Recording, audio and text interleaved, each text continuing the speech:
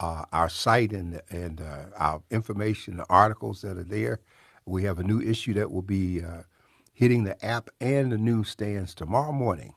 I always laugh. I said, y'all so fancy. I love to see the progress. Love to see the progress of what is taking place, and another thing about it is that people without a voice, can't be heard. And I thank God that we have had this voice for over 60 years, and that we continue to see the growth and the change. Now, I'm gonna start off by saying, I'm not patronizing, but when you gonna slow down? Because next week we're gonna be on hiatus because you got to be in D.C. handling business. Yep, yep. And I'm going to try to slow down the week after that. As you know, I'm a member of the board of the National Newspaper Publishers Association with over 230 black newspapers and media outlets. And I also serve as the parliamentarian of that board. Next week is also the week of the Congressional Black Caucus meetings in Washington, and it marks the 50th year of the Congressional Black Caucus through its foundation, holding its annual workshops and series. And so, even though I'll be in Washington, I won't be going to the caucus activities. We have a lot of meetings, but I share with people that I went to the first 35 Congressional Black Caucus dinners and weeks, and I was there for the very first one when Ozzie Davis was the keynote speaker, and he shared as a topic that it was the plan and not the man, since we were losing so many people 50 years ago, Dr. King and Malcolm X and the Kennedys, and people were really getting traumatized as to who's going to lead us. And so it was a very timely speech. Mm-hmm. Can I ask you a question? And Sure. this is something that is kind of unique, and I won't say that it's unique just to African Americans, but it seems like they always give this to us. It seems like that the other people always want to find one person to lead. Yeah. Well, that theory is that if I can find one person to lead, I can either control them or kill them. Mm-hmm. If I control them, then I control those that they lead. If I kill them, then I leave those that they lead in disarray. Mm-hmm.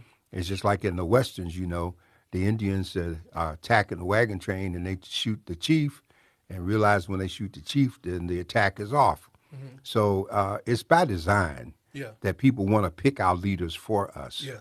And unfortunately, we've gone through a period where we have a lot of people who are trying to pick themselves as leaders. Mm-hmm. And I always ready to remind people of an old Indian saying is that he who leads where no one follows merely goes for a walk. So we got a lot of people walking out there thinking they're leading. Yeah, and one of the things, and the reason why I say that is because in this climate of today, there's so much that we have to be aware of. We're at another pivotal election season, and it does not seem that the voices are out there shouting like town criers, you must vote, you must register. This election was actually even more important than the past election because, again, we saw the damage that the election did before. And if we don't step up and really get out to vote, we will lose pretty much control of the goodness that represents America. Well, you're very much on point. And you're right that in the primary that we had in California back in June, there was a lot more emphasis on getting out there and getting involved and making sure people registered and that they voted. Mm-hmm. For some reason, you see very little activity, even though yesterday was National Voter Registration Day.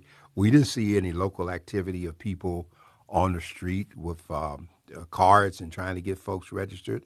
The most that you see is people trying to get signatures because they get Mm-hmm. paid maybe $2 to $5 a signature to try to get things on future ballots. And so we still haven't internalized that how we vote today determines the quality of life we have tomorrow.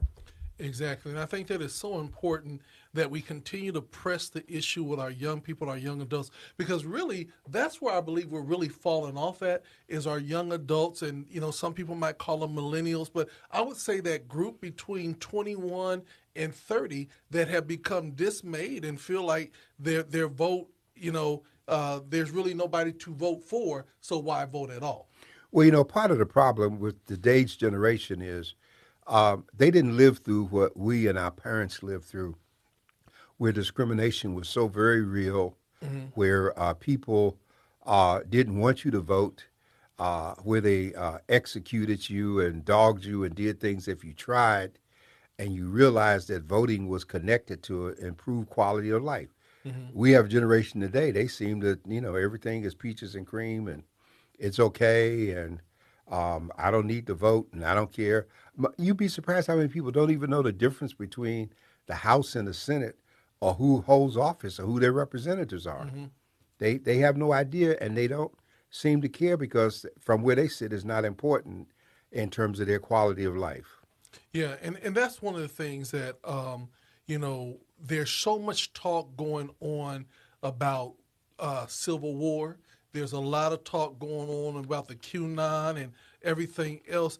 And I said to somebody today, the what we are seeing today is, in my opinion, and this is my opinion, uh, the lack of the church holding its true position in the world, and we're so busy internally fighting between and being racist and everything else that we literally are allowing people just to take over because we're not together.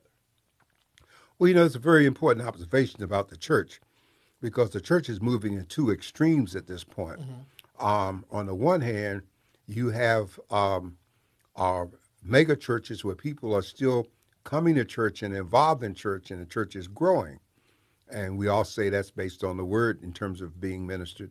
On the other hand, we have churches that are shutting down, pastors are dropping out, members who some have gotten used to Zoom, they have determined they're not even going to make an effort to come back to church. Mm-hmm. And so the church is suffering, and part of it is because the church is foundering and looking for its place as opposed to following the word. Mm-hmm. And as the church follows the word, the people will follow the word. So these are some of the problems that we have. You see what happened with abortion.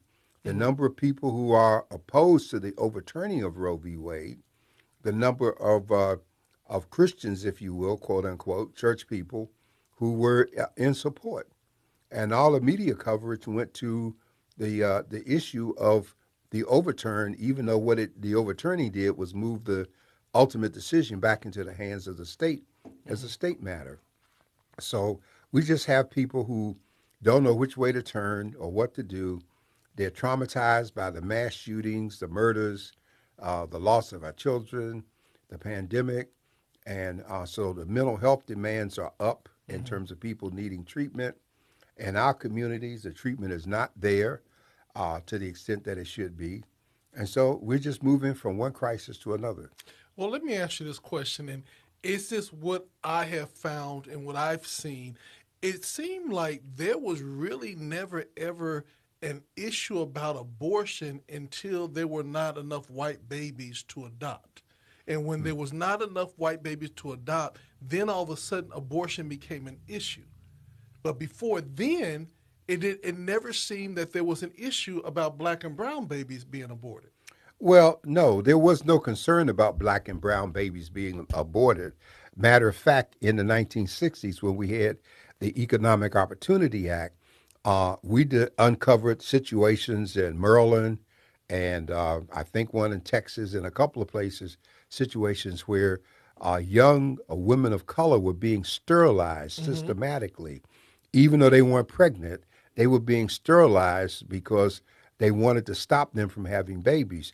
Childbirth has always been an issue for the white race, and that's why at one point there were efforts to go to places like Armenia or Korea or China, any place that there was a possibility of light skinned babies that they could mold in their own image in terms of shaping them. Mm-hmm. That was where the emphasis was. Same on immigration.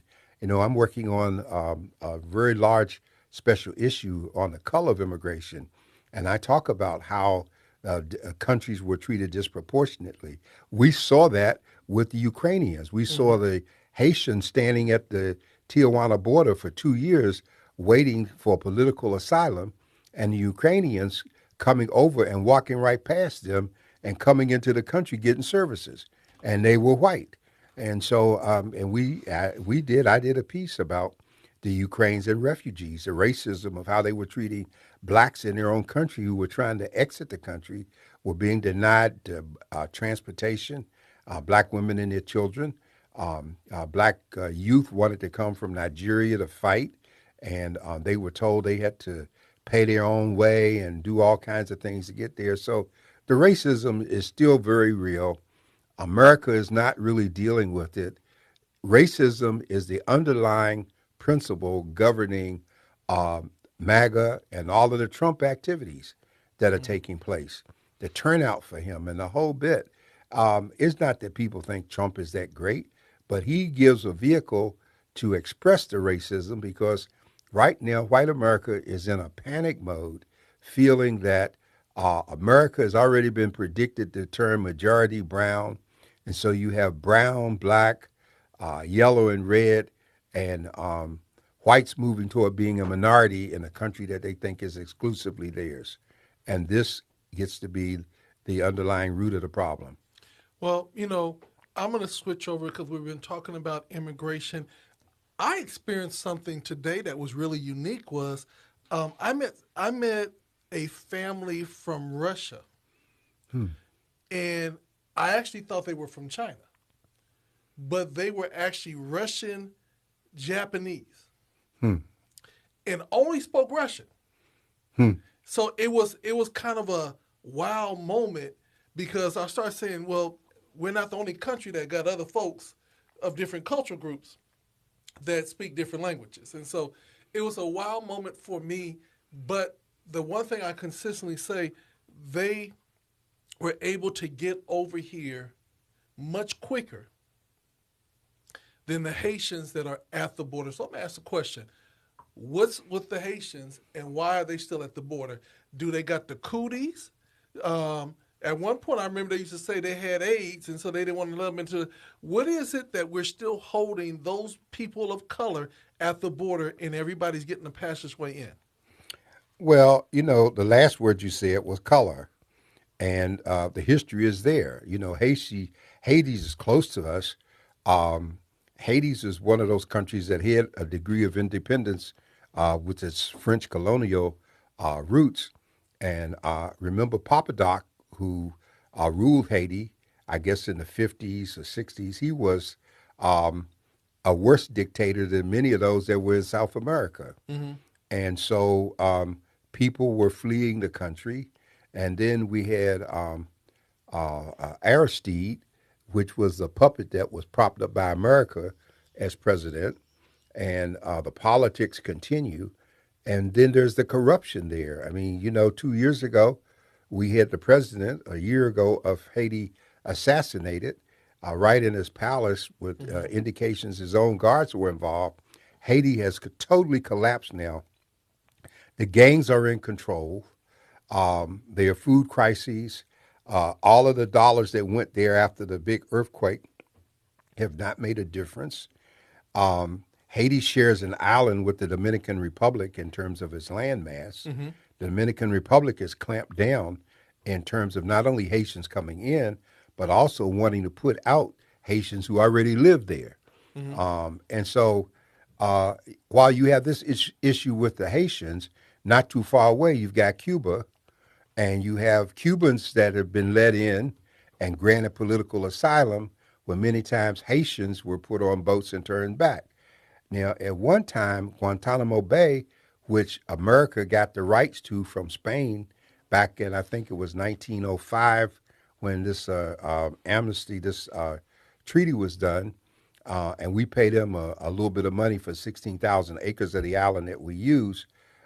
You had a situation where what is now Guantanamo Bay at one point was a refugee camp for Haitians and Cubans. Mm-hmm. And so, in each instance, when you look at the color, you've got to look at the politics that Mm-hmm. are involved in the colors.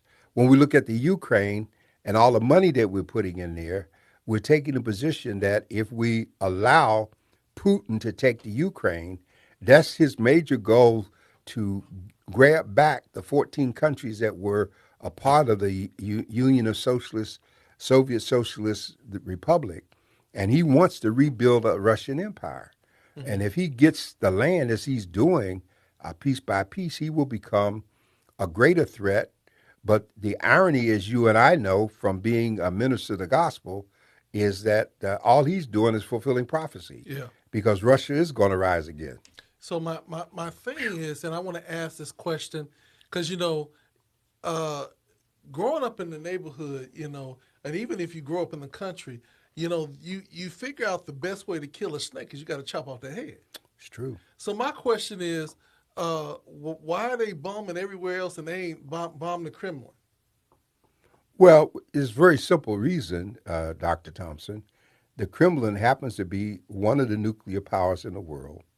The Kremlin still has a large nuclear arsenal, which was not dispersed or dismantled when the Soviet Union collapsed back in the early 1990s.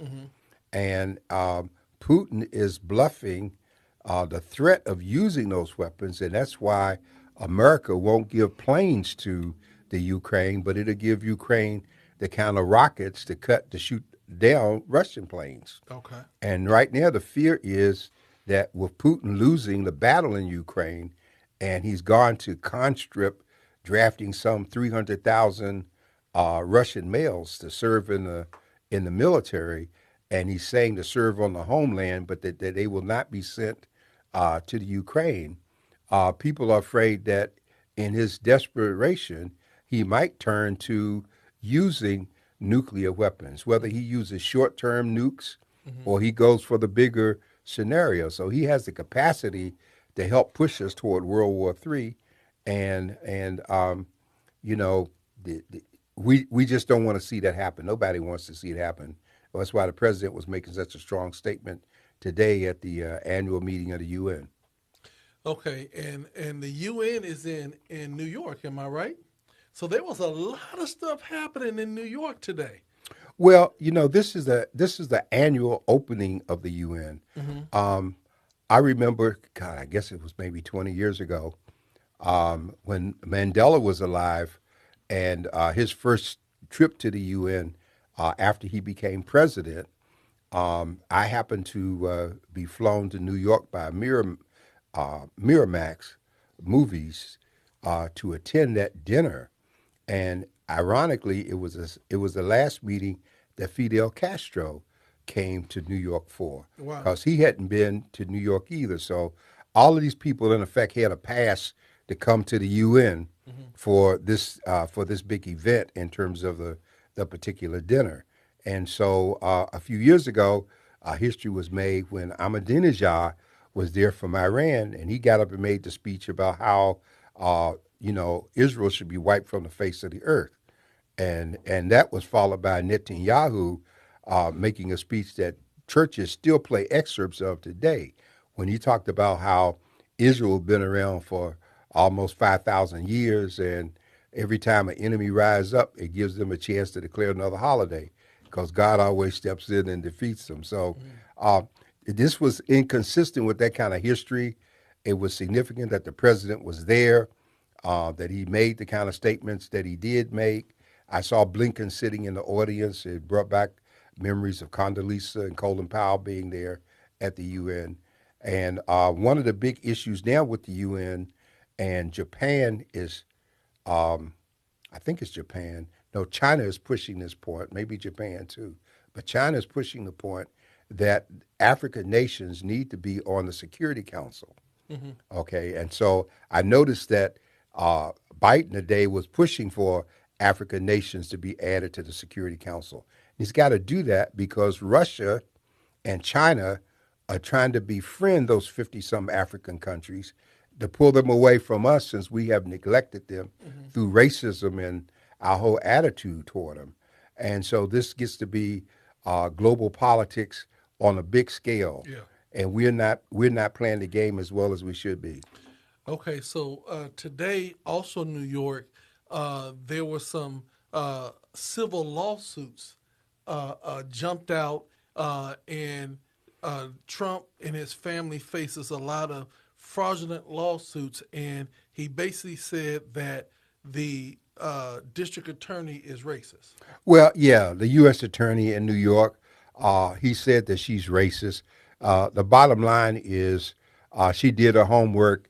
They documented the fraud, and as one media commentator put it, the outright lies that Trump told in terms of inflating the value of property.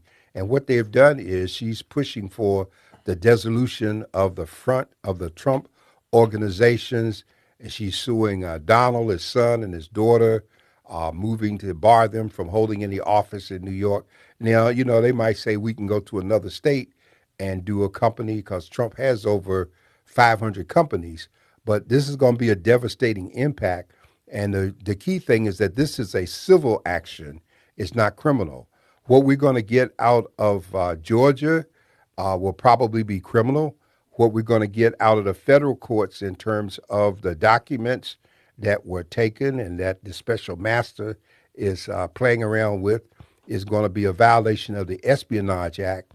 And history tells us that people have been tried, indicted, tried, and sentenced severely just for having one or two classified documents in their possessions that they weren't supposed to. Mm-hmm. And then we got the picture all the time of all the empty envelopes and stuff laying all over the floor at Mar-a-Lago. And, if Trump doesn't get indicted, the court system is just going to have to shut down. I mean, anybody else would already have an orange jumpsuit by now. And so he's facing potential federal charges. And Merrick Garland has already said that he's not going to let political candidacy or holding of political office interfere with them pressing for indictment and charges. And people have been jumping ship, but at the same time, we see Trump doing some things like upholding QAnon over the weekend, moving more and more in a fascist direction. And it's very scary because 92 people who ran for office at all levels throughout this country were Trumpers, and they won their primary elections. Mm-hmm. And we're in danger of his people being in positions to mess with ballots and the whole bit. That's why a couple of states are moving for bills to change the electoral process so that the Secretary of States who normally handle election material won't be able to disavow or discredit the vote just because they believe in Trump's big lie. Yeah, and I think that was really amazing to me that we keep seeing case after case, situation after situation, violation after violation. Do we now start calling him Teflon Don? Well, some people are calling him Teflon, but I have hope in the process because this is the same process that got Saddam Hussein. This is the same process that got Al Capone. There's a history of people who thought they were untouchable, and the federal government walked them down just slowly, step by step. Mm-hmm. And I think that if our judicial system is going to maintain any integrity, it's not going to be like the impeachment, where everybody was just voting political parties. Mm-hmm. The criminal justice system won't work like that. And I think they're taking this time so that when they do come at him, they come at him so strong and so hard, he won't have anywhere to turn or to go. Dr. Thompson, we should remind people again, since we were trying very much to have open mic, that you may call us at 858-251-6111, or you may go to godradio1.com. And if you share your comments, they come up on the screen. Some of them, we see a few. And we'll be interested in trying to include your observations in our discussion. So we're inviting you to call in and get on this conversation. Do you think that they're going to be successful in New York? Oh, yes. I think they will be successful in New York. I think that, the Attorney General there, they can say that she has, he can call it racism, but it's kind of ironic that Trump is up against two black women as attorney generals.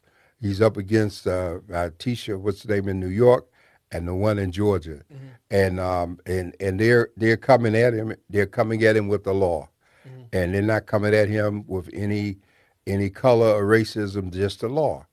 And I think that she could have moved earlier, but she kept just adding up the pieces and just doing the homework. In those kind of cases, when they do go to trial, they got the stuff ready. So Right. you expect the one being charged to say, I'll be vindicated. That's what they always say. Um, the trick is going to be getting a jury that will convict him and not getting a jury of his supporters. So let me ask you this question: in moving forward, do we think that she has enough um, power behind her to see it all the way to the end, or will they shut them all both down? Oh, no, no. I don't see how they can shut her down. You know, her ultimate boss is Merrick Garland. And the guy that just wrote a book, he was in the U.S. attorney position in New York, which is one of the more powerful branches of the U.S. attorney's office. Mm-hmm. Okay, and they moved him out and they exposed stuff. But remember, she is the state of New York attorney general. Mm-hmm. So she's not under Merrick Garland or anyone other than the people of New York. And I think the woman who is now the governor of New York, I think she is more than supportive of Mm-hmm. her, even though the attorney general is an elected position, just like the governor's position is. Mm-hmm. I saw them standing shoulder to shoulder when the top supermarket shooting occurred, Mm-hmm. in terms of imposing strong laws and interpretation of laws to deal with the gun violence in spite of the lack of federal authority before it took place. Okay, I'm gonna ask this question. I'm gonna shift a little bit. Um, but have you ever been to Marcus Vineyard? No, I've never been to Martha's Vineyard. I have lots of friends who've been there, and some who spend the summer there, and they have that kind of money. The place really never appealed to me, even in all my years on Capitol Hill. Most of the people from the Hill in those years went to Rehoboth, as did Lyndon Johnson's daughter and her husband Rob and all those people. The young, beautiful people were there. The old money is up at Martha's Vineyard, and I think that that's about to come back and bite DeSantis in the butt in terms of what he did. Well, that's what I was going to ask you. I was going to ask you, um, you think if we go down to Florida, they'll give us a free trip there too, deceitfully with some McDonald's coupons? Well, they'll give you a free trip, but I doubt if it'll be north. It'll probably be headed south out to sea. Yeah. So here's the thing. Because this is some bodacious stuff that the governor of Florida and New Mexico and Texas, they're now shipping folks to other states like Delaware, where the president is from, Marcus Vineyard, and all these other places. I'm like saying, are the governors going to stand by and let it go down like that? Or are they going to start putting people in check? No, what you see, you got a lot of different laws involved. First of all, under the 10th Amendment to the Constitution, all powers that are not given to the federal government in terms of lawmaking under Article 1, Mm-hmm. then those powers are reserved to the state. Mm-hmm. And part of the power reserved to the state is the welfare of the state. Mm-hmm. And so that's why a place like Mississippi can turn down Medicare and all kinds of federal aid dollars, because each state is sovereign as long as it does not pass any laws that are in conflict with the U.S. laws. Mm-hmm. And so in the census case, sending people, that, kidnapping is a federal offense. They're looking at that. You lied to people and you redirected them, and when you prevented their free movement, that moved you toward kidnapping. So that's an issue. There's also the issue about transporting people across state line, Mm-hmm. and they used that against what was his name, Jackson, the prize fighter, Mm-hmm. because he had this young white girl that was his girlfriend, and he took her to his fights. And once he took her like from New York into New Jersey, Mm-hmm. then he had crossed the state line, Mm-hmm. and that was a federal offense because she was underage. Yeah. And so they're looking at those things. They're looking at the misuse of federal Mm-hmm. dollars, and they can get him on that in terms of the dollars. His authority as a governor, yeah, he could send people. He could pay for it out of his pocket if he was the Rockefellers and head a plane and ship people. But the fact that they lied to people Hmm. and they did what they did to get them there, that's what makes the big difference. And see, they were following a old play from the playbook during the days of busing. Hmm. In the early days, the South was being ridiculed because of its position on slavery, and the whites of the North had a different attitude. But when black people in the North started insisting on busing, when they started being bused to white schools, then the whites rose up against the idea, Hmm. and they began to show their racism.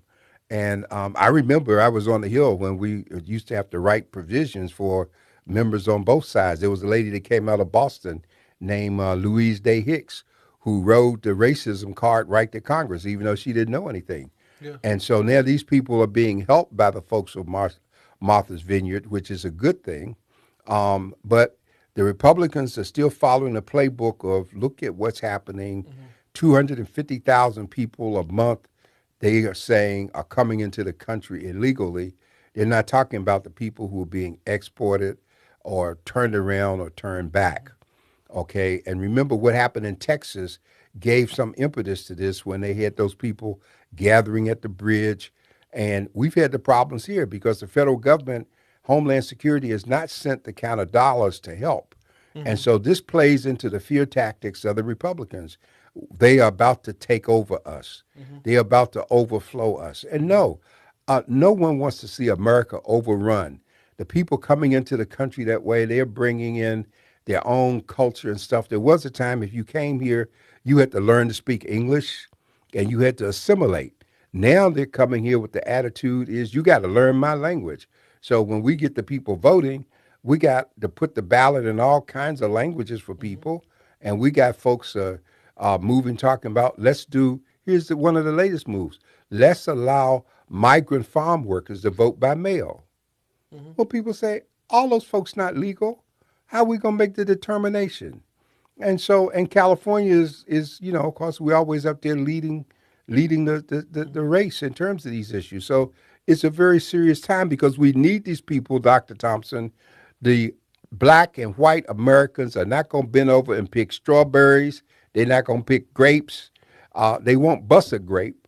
They're not going to pick tomatoes. They're not going to pick lettuce. They're not going to work in the fields. So my question comes in, why are we consistently wasting money to try to keep people out instead of going back in the 60s and the 70s where they had a program that people could come over here, work, and go back home and take the money with them? Well, the program they had in the 60s, because Adam Clayton Powell passed it, it was called the Bracero program. And the Bracero program, he hired this Latino man named Dr. Galaza, who wrote this program, and it allowed people to come here on a work visa, work in the fields, and go back home. Now, part of this program is still in effect because back in June of this year, you saw a situation where there were about 80 to 120 Mexican men who came through the San Ysidro border, and there were charter buses waiting for them. They showed their green cards, they had work contracts, they put them on the buses, and they shipped north to the farms that they were going to work. And I remember the interviews, as one guy said he would be here until September. He was going to make enough money to go back and take care of his wife and his little girls and finish building his house. So we've always had the program, and we've always needed the people. And the impact has spread across the country. We saw during the pandemic, for instance, when they got to the whole meat issue in terms of packing plants, that guess what? In all of these way out places, there are Mexican people who have taken those jobs that others didn't want. All Mm-hmm. right. And so that's part of the problem because black folks are not going to go back to working in the cotton fields and Mm-hmm. stuff here. It took us too long to get out of them. Yeah, and the thing about it is simply this.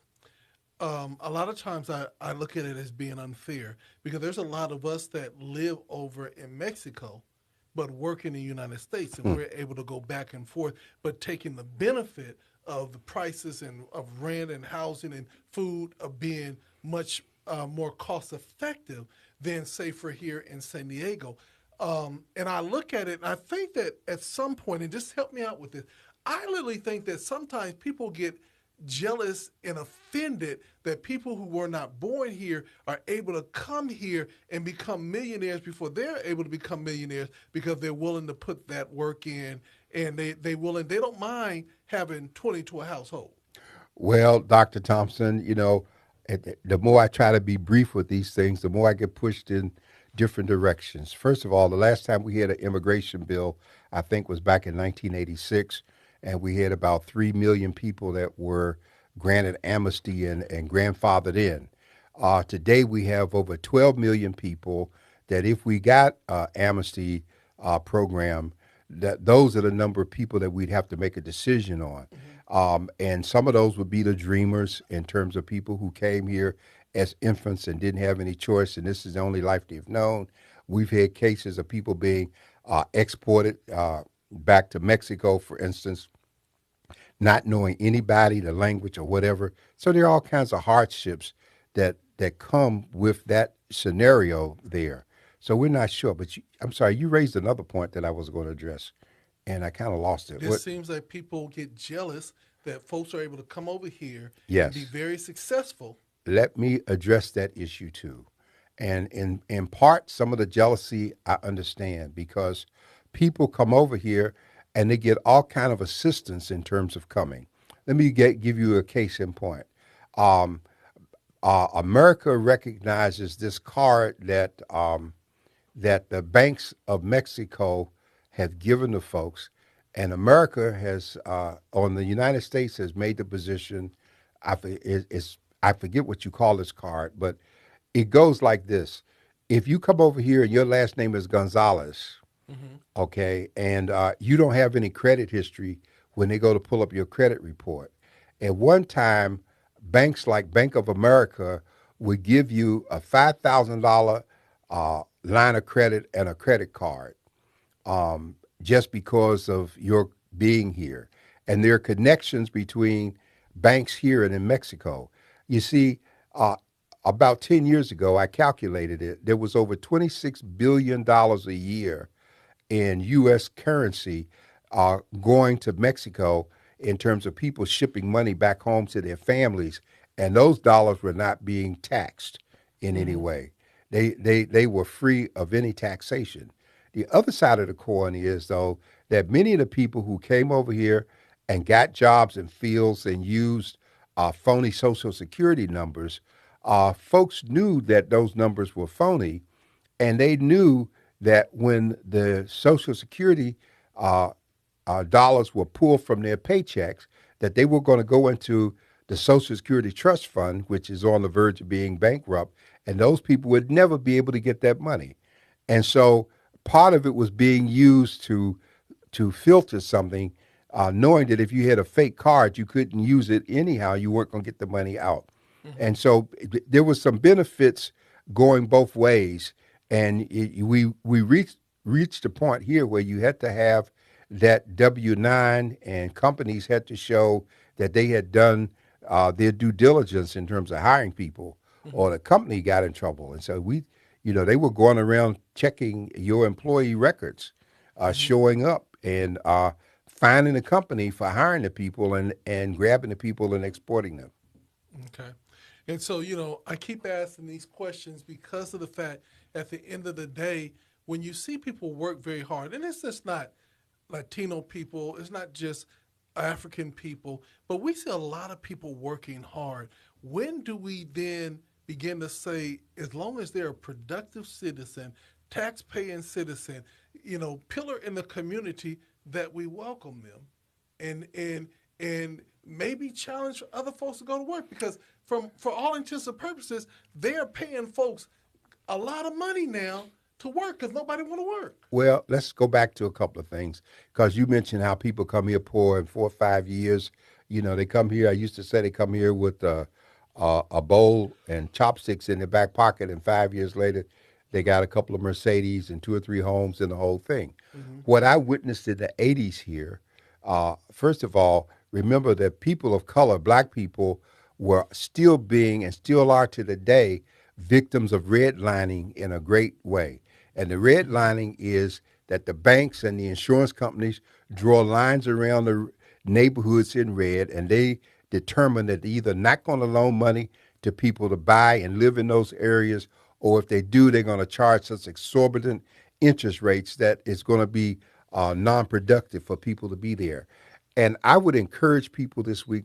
The front page story on the Voice and Viewpoint this week talks about the homelessness.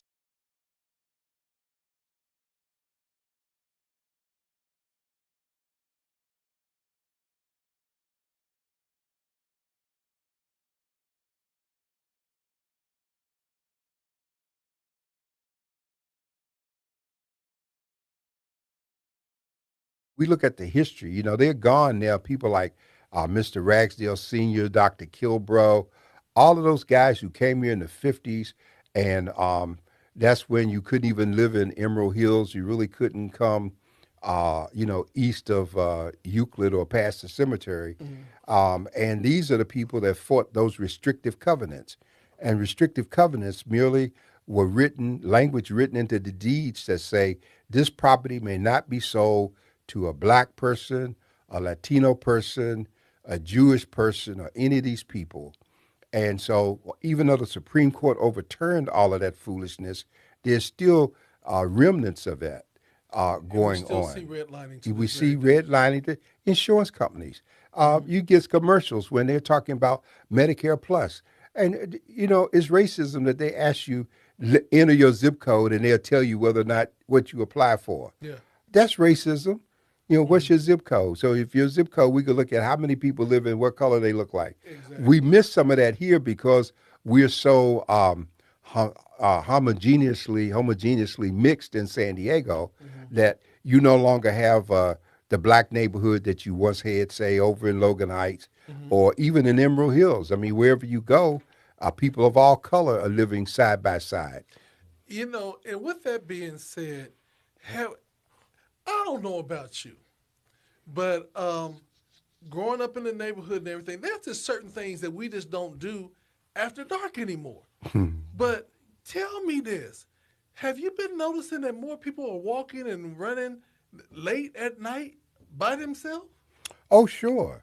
And they don't look like you and me.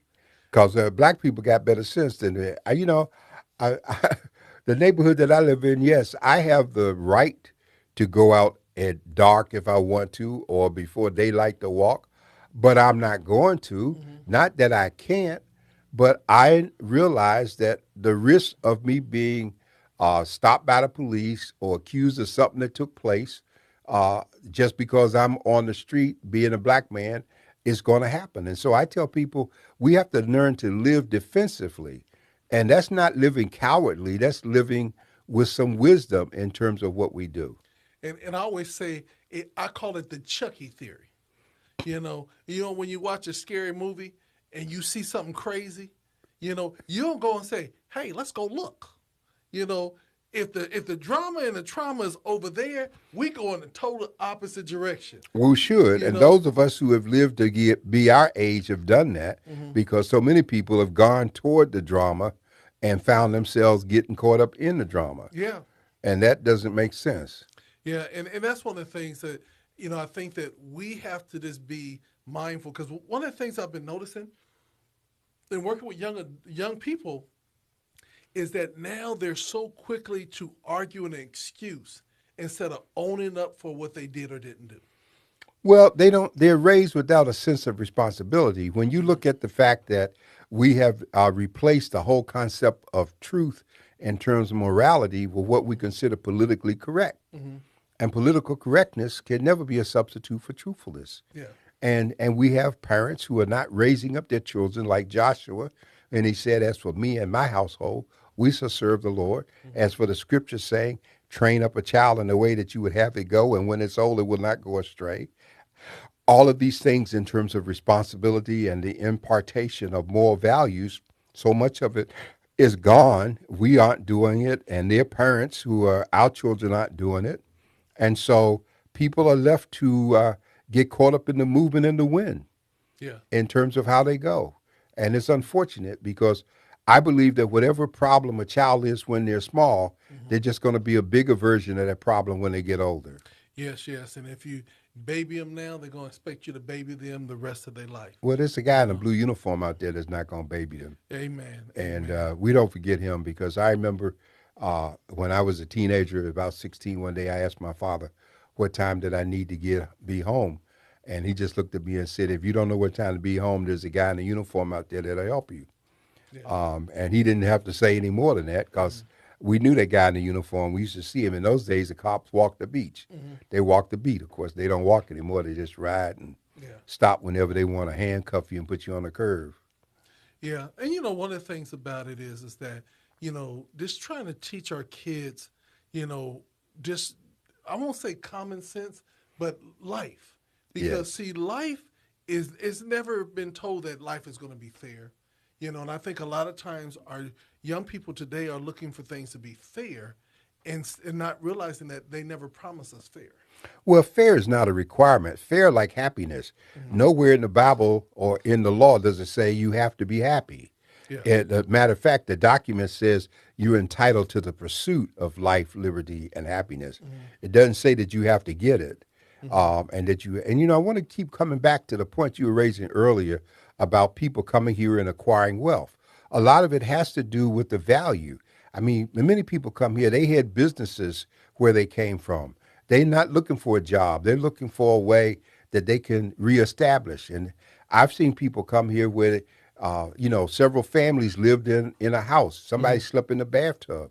Of course, once they told them what the bathtub was and how to use the toilet, they put their money together.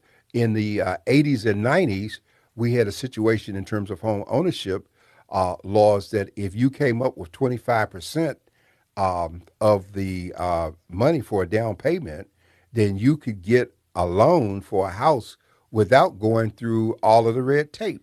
Yeah. And then for the rest of us, it got to be 3%, 5%. Once you moved into that, then you were thrown into another different ballpark. We've got money today. We had an event today where monies are being put on the table talking about home ownership, but that doesn't mean anything as long as the underwriters are eliminating people. And now with the interest rates going up, people are going to be paying more than they would have paid before. And so, we have to stop making some wise decisions. One of them is that I keep giving this statistic. San Diego County, 49 point some percent of the people here are renters. And yet I don't think all of those renters are voters. And when they start voting, it's going to make a difference in terms of what we get. Okay. Here's my last, and this is my beef, and I want you to help me through with the beef. Trash. I ain't paid for trash since I became a homeowner, and then they tell me they're going to go up on my water by 3%, and they want to keep on adding. When will it stop, and why should I have to pay for my trash? Isn't that the right as a San Diegan, as a homeowner, to be able to not have to pay for their trash? Well, some of us not going to feel sorry for you about the trash, Dr. Thompson. Because when I was in that home scenario in East County, both in Bonita and then when I was in Hamul, I had to pay for my trash pickup. Those you said Bonita and Yeah, Hamul. yeah. Well, we say anybody that lives in Bonita and Hamul, we expect them to contribute to their trash, but I live over in the neighborhood. Yeah, but the neighborhood trash thing goes back to the 1920s, I believe. And as far as the water scenario, I had almost 20 years ago when we had a severe drought. People were begging folks to save water, get rid of their grass, put gravel in. At the same time, the water bill went up. And I remember having this conversation with folks and saying your water bill had to go up because when you start saving water, you reduce the revenue coming into the water authority. They still had the expenses, and so the only way they could do it, ironically, was to raise the price of your water bill. Now, San Diego County is one of the counties in the state of California that is uniquely positioned against drought based on the desalination plant up in Carlsbad, the reservoir that was built, and all of the steps that we've taken, and the litigation that we went through with the Metropolitan Water Authority out of LA, which controls water in the state. And so we still have these expenses, and they're not going to go down. And the thing is for people to become more conservative. I'm always sharing in my household. They tell you that if you brush your teeth, cut the water off after you start. Don't let the water just run. People are watering their lawns when they're soaked and they're wet, and at the same time you're doing that, I'm thinking about people that got to carry water just to drink. And we still have a selfishness. We're watering down the driveway instead of sweeping it. And all of these things. And water is critical. I mean, what does the water do? I guess at some point the car wash companies are going to have to find some of their substitutes for water, because the way we're headed, the water scenario is only going to get worse. Now, I thought that a lot of the new car washes that are coming up are actually using recycled water. Well, they probably are, and they're going to have to. But again, there's a question with the pipes. Remember, we were talking about using recycled water for the past 10, 15 years, $1 billion to put the dual pipes in so that it's the green for the recycle. And they were going to recycle the groundwater, and they were going to do the toilet to tap. And a lot of people said we'll take toilet to yard, but we ain't taking toilet to tap. Yeah. No, I don't want to drink boo-boo water. Yeah. And so, and you don't know. And people, they say on the cruise ships, they have their own water purification systems in terms of where they do it. But it doesn't matter to me. When I travel on a cruise, I carry my own water anyhow. I don't trust their water. Yeah. Because, that's just funny. I understand technology, but there's just some things I just can't get down with. When you tell me toilet to tap, You'd never be an astronaut, Dr. Thompson. Hey, you know what I'm because saying? they recycle their urine, and that's what they're drinking up there. Well, first and foremost, you ain't going to get me on no big old rocket that got all this fuel in it and expect for me to trust that mine is not going to be the one to blow up. Yeah. You feel what I'm saying? Yeah, we know what happened to the Challenger. Yeah. That's why I was praying when Michael Strahan went up. I was praying. I said, Lord, please don't let him take this man's life. He's just become so influential and so powerful. Well, Michael just went up on the Amazon on Jeff Bezos' little thing. He went up there for 10 minutes and came back down. Yeah, but he was still strapped into that big old fuel tank. And, all you need is one oops and boom. Well, some people are adventurous, Dr. Thompson. Man. And that doesn't count you and I guess. I tell people being a black man in America is adventure enough for me. That's right. We are an endangered species, and there's a challenge called living while black. Very real challenge. Yeah. And one of the things that I would say at the end of all of this is that it is so important that, one, we know the climate that we're in. We still always understand the responsibility that we have as people of color, especially African American or black people of color. This is a critical season that we're in, and we cannot just sit back and let it happen, because that's the biggest thing I see a lot of times. After it happens, that's when everybody want to complain. Oh, yeah, we're reactionary, but we don't want to be proactive. And, I used to understand part of that because the whole idea was to keep you so busy working that you didn't have time to think about tomorrow or the future. Yeah. But we can't let that be our excuse now, because we waste time on all kinds of things. We're the ones that have the biggest contributing ratings for HBO. Yeah. Which some people call hellbound and oppressed. Yeah. As we're looking. So. And just think about it, Dr. Warren. There's some signs out there. We complain, well, what happened to that restaurant? What happened to the cleaners? What happened to this? Well, when they were there, we did not really patronize them or support them, so they were not able to stay, quote, in business. But one of the biggest concern that we should have as men and women of God, and that is people have not returned back to the church. And you're going to look up, and there's going to be fewer and fewer churches in your communities, because every time a church is sold, unless there's a stipulation in it, it becomes houses, or it becomes retail, or it becomes apartments. And every time a church is being taken away, they're not being replaced. No, and the churches are closing because pastors are leaving the ministry. They got burnout. They got all kinds of issues that are going on, and people are not doing 2 Corinthians 5:7, which says we walk by faith and not by sight. And more people are walking by what they see. Climate change is Hmm. adding to it. We look at Puerto Rico being exactly where it was 5 years ago, once again, in terms of loss of power and water Hmm. and life and all of those things that are taking place. And so we do have to make some changes in our priorities. Hmm. I'd like to see us do that as a people. I don't know. So many times we just don't get it until it hits us at home. Yeah.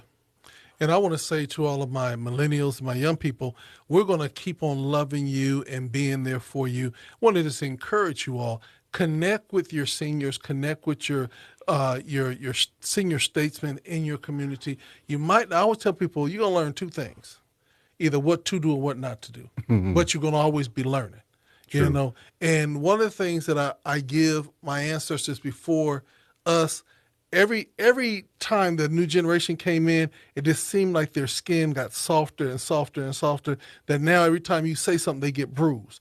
And I think that it's so important that we go back to thickening up our skin to be tough enough to handle things that we might not want to hear, but in the long run will make us better. Well, we got to get back to God in order to make that happen. Hmm. And I know a lot of people don't want to hear that and they don't want to talk about it. Hmm. And they're all confused because there's no such thing as a wall of separation between church and state. That's just a fiction created by folks responding to Thomas Jefferson when he was president and they were worried about how things were going to work. We need to get involved. One caller was making the observation about fear and faith not being able to exist side by side. It's very true. If you're operating in fear, there cannot be any faith. But we have an opportunity to reverse that. And I believe that when we restore prayer to our lives and our activities, we get a chance to refocus our priorities, Hmm. our dollars in terms of what we spend and how we do Hmm. our monies because we waste a lot. You know, you don't Yeah. find a KFC in La Jolla Hmm. or Rancho Santa Fe. There's no Yeah, KFCs out there. no, Lord no, I don't Jesus. think so. No. Okay, well, Uh, I might have to go ahead and get me a franchise and be sitting up there. well, they don't have them because people up there not buying that stuff. Yeah, You yes, know, yes. they not see walking down the street having dinner Uh-huh. instead of being at home. And you know, but we done got so far removed from some of these things that we just got to come on back home. Amen. In many ways, we have to come back home. And you know, I always say that if you don't leave home, you don't have to come back. Yeah. So we need to regroup. I've enjoyed our time here, Dr. Thompson. These people just let you and I just talk, and you know, we invite them to participate. Hopefully, some tell us afterwards that they enjoy our conversations, and we certainly enjoy talking to each Yeah. other. But if we still would like to hear from them, and you can be in touch with the paper. You don't have to wait till the day. You can come online. You can download our app. You can send us comments or emails, and we right here in partnership with God Radio One. So when you deal with one of us, you're dealing with both of us, and I think that's a good thing.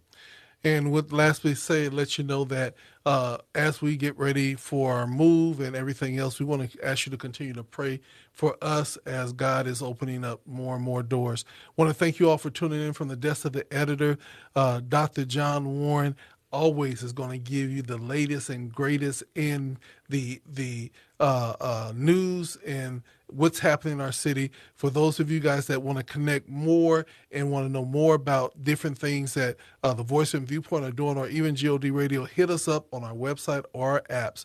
We appreciate each and every one. Shout out to our wonderful staffs for helping Yes, us do all that we do.